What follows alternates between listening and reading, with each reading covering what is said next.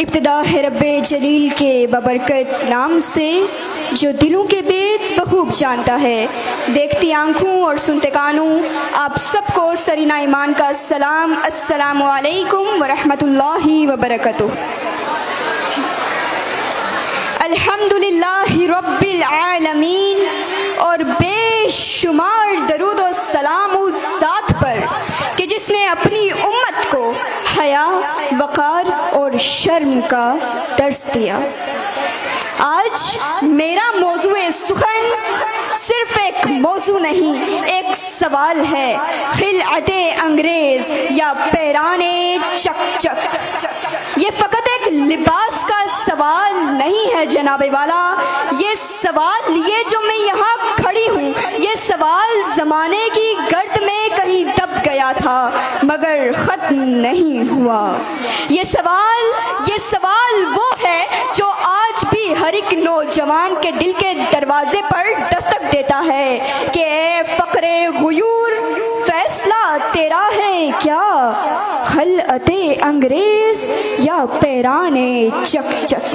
جناب والا، یہ سوال فقط لباس کا سوال نہیں، یہ سوال ہے شرم کا، یہ سوال ہے وقار کا، یہ سوال ہے سنت سے وفا کا، یہ سوال ہے تہذیب کا کہ گویا تہذیب زندہ بھی رہے گی یا آنے والی نسلیں اسے بھلا دیں گی. مگر اے نوجوان نسل، میری ایک بات یاد رکھنا کہ تو اپنی تہذیب کے پرچم کو سر بام رکھ. تو اپنی تہذیب کے پرچم کو سر بام رکھ. یہ وہ سرمایہ ہے جو کسی خزانے میں نہیں ملتا.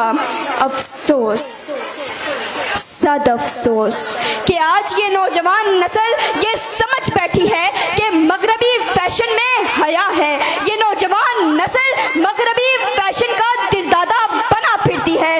یہ نوجوان نسل ٹائی میں وقار اور پینٹ میں حیا ڈھونڈ رہی ہے. اے نوجوان نسل، یہ خلعت انگریز ہے، یہ پیران چک چک نہیں ہے. اگر وقار ہے، اگر حیا ہے، اگر شرم ہے تو وہ صرف اور صرف پیران چک چک میں ہے.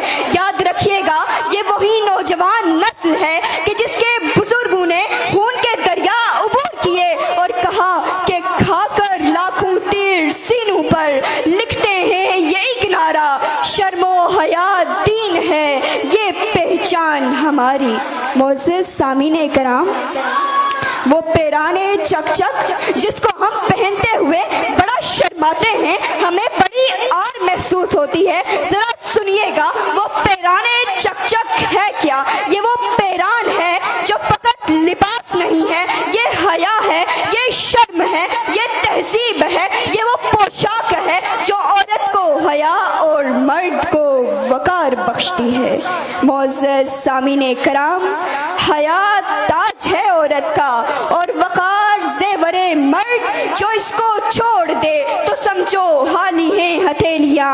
اب بھی میں ملتمس ہوں نوجوان نسل سے، اب بھی میں گزارش کرتی ہوں نوجوان نسل سے کہ فقر غیور جاگ اور لے فیصلہ کہ یہ جو خلعت انگریز فقط روشنی دیتی ہے، چمکتی نہیں ہے. یہ خلعت انگریز جو جسم تو ڈھانپ رہی ہے مگر روح کو بے لباس کر رہی ہے کہ کیا تم اسی کا دل دادا بنا پھرے گا یا اپنے پیران چک چک پر فخر کرے گا. معزز سامعین کرام، میں یہاں کھڑے ہو کر یہ کہتے ہوئے فخر محسوس کرتی ہوں کہ میں اپنی تہذیب پر، اپنے دین پر اور اپنے پیران چک چک پر فخر کرتی ہوں. اللہ تعالیٰ میرا یہ فخر قائم و دائم رکھے اور اس کو سلامت رکھے. آخر پہ اس دعا کے ساتھ اجازت چاہوں گی کہ اللہ تعالیٰ ہماری نوجوان نسل کو اپنی تہذیب پر فخر اور اپنے دین پر استقامت نصیب فرمائے. آمین یا رب العالمین. وما علینا الا البلاغ المبین.